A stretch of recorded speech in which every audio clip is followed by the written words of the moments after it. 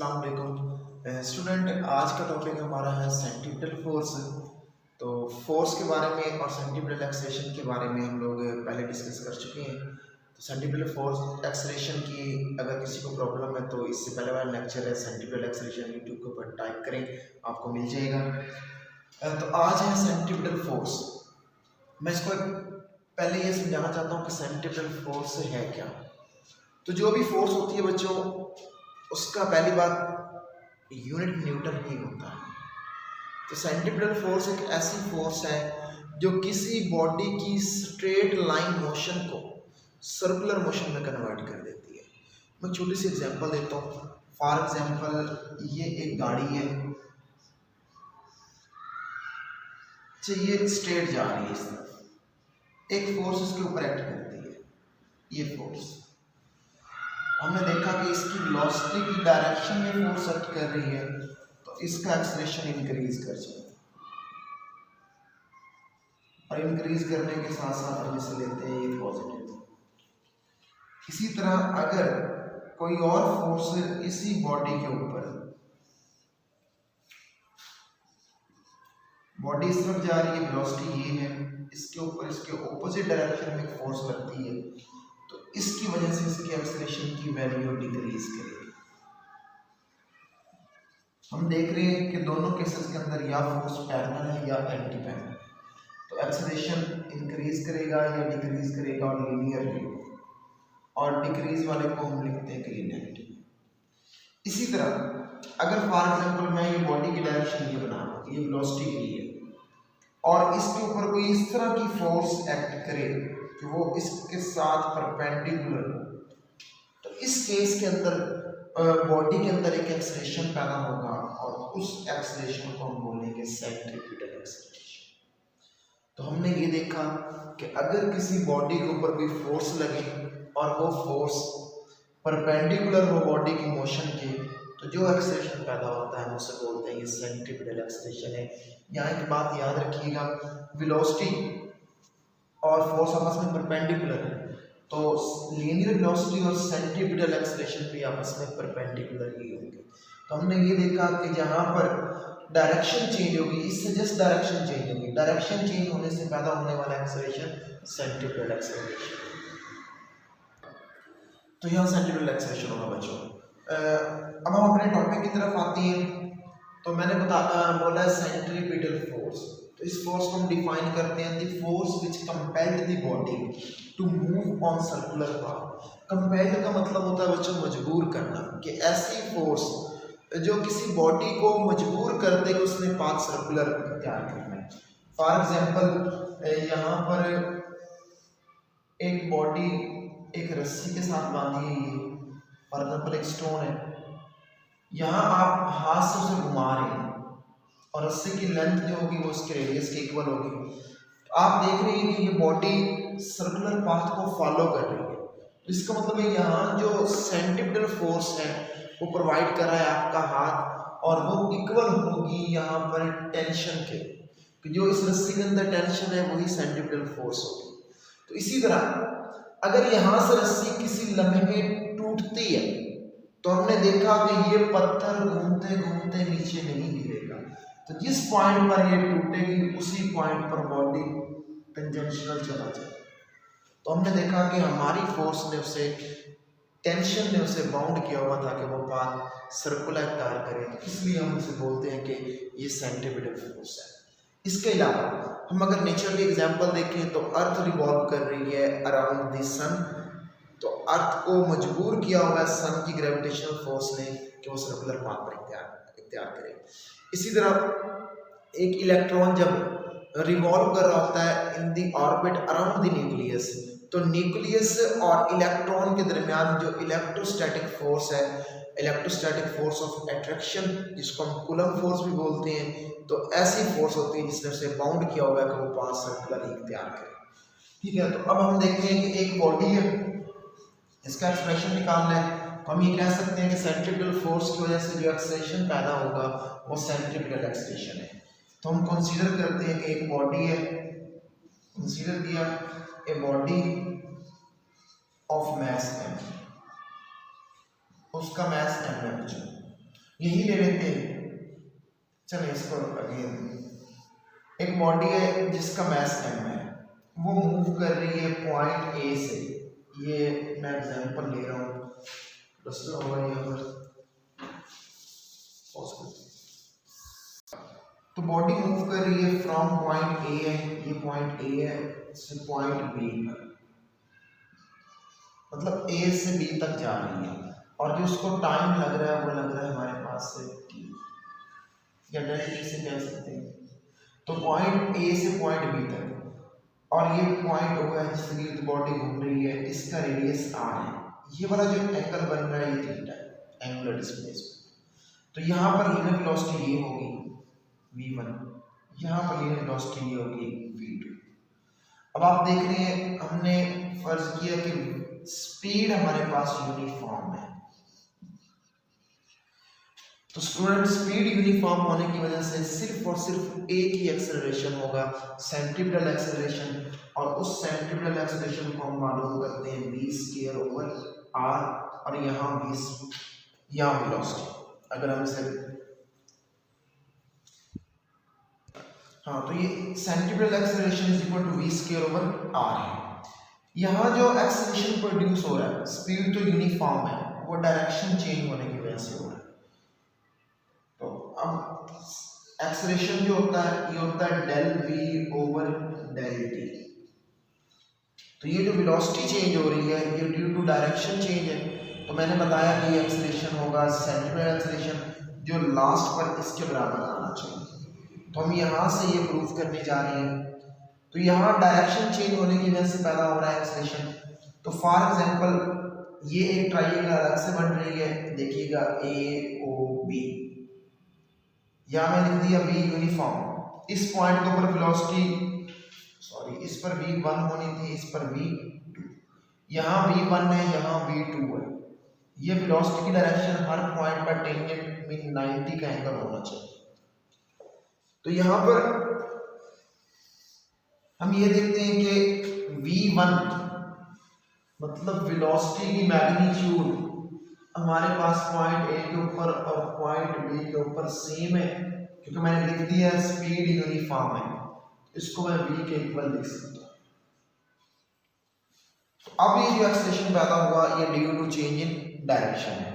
इसके लिए हम एक ट्रिक देखते हैं कि ये हमारे पास यहाँ पर टेंजेंशियल वेलोसिटी इस तरफ है, यहाँ पर इस तरफ है। तो यही देखिएगा, इनको मैं हेड टू टेल रूल के मुताबिक ऐड कर रहा हूँ।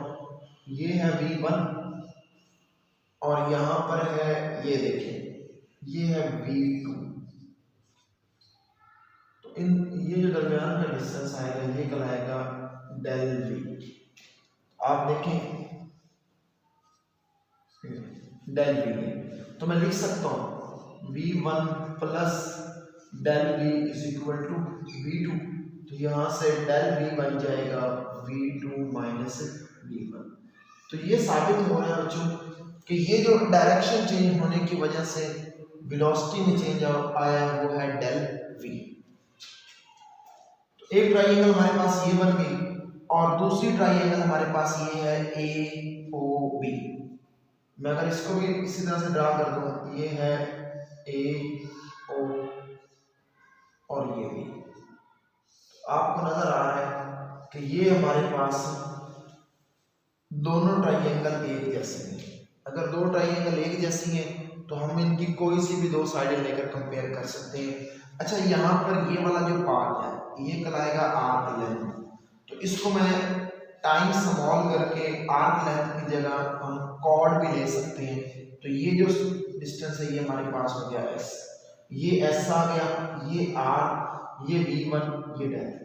तो कोई सी भी दो साइडों की हम रेशियो ले सकते हैं। मैं इसको कह देता हूँ ये p है, ये q है और ये r। तो pq, सॉरी qr ले लेते हैं, qr ओवर pq, ये दो साइडों की रेशियो ले रहा हूँ, इधर ये दो साइडों की रेशियो है, ये AB ओवर OA। मैंने बताया था यहाँ से AB ये कर्व बन रही है। तो जब टाइम स्मॉल होता है तो टाइम स्मॉल होने पर ये जो कर्व है ये कॉर्ड में कन्वर्ट हो जाती है। तो ये बन गया डेल V पी क्यू हमारे पास है V1 की, और यहाँ से ए डी, ये मैंने बोल दिया शॉर्ट टाइम, ये एस के इक्वल हो गया, और ये ओ ए रेडियस के बराबर है। तो यहाँ से del v is equal to S over are into V1, V1 की जगह हम V भी लिख सकते हैं, तो ये आ गया डेल वी। तो यहाँ हमारे पास एक्सेलरेशन था, central acceleration del v over del t. तो स्टूडेंट ये तो हमें मालूम हो गया। अब है डेल टी, तो डेल टी हमें देखते हैं s is equal to v t होता है, तो यहाँ से टी की जगह डेल टी ये बन जाएगा एस ओवर वी। तो डेल टी की वैल्यू भी हमारे पास यहाँ मौजूद है, और यहाँ पर डेल वी की वैल्यू भी मौजूद है, तो हम इस एक्सप्रेशन में पुट कर सकते हैं A C is equal to S over are into V, और ये डेल टी की जगह आ जाएगा हमारे पास एस नीचे आ जाएगा और वी ऊपर चला जाएगा, क्योंकि डिवाइड हो गया, एस से एस कैंसिल, तो centripetal acceleration v square over r. मैंने यहाँ आपको बताया था स्टार्ट के अंदर कि हमें ये प्रूव करना है कि centripetal acceleration is equal to v square over r. इसी तरह हम जानते हैं न्यूटन के सेकंड लॉ के according f is equal to m a है। अगर हम सेंट्रीपिटल फोर्स मालूम कर रहे हैं तो एक्सेलरेशन भी सेंट्रीपिटल है, तो f C is equal to m, और इसकी जगह हम लिख सकते हैं वी स्क्वायर ओवर आर। तो यहाँ आप देख रहे हैं कि centripetal force is inversely proportional to radius.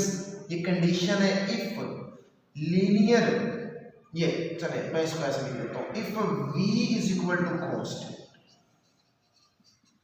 अगर ये स्पीड कांस्टेंट है, स्पीड, तो हमारे पास सेंट्रीपिटल फोर्स जो होगी ये इनवर्सली प्रोपोर्शनल टू रेडियस है।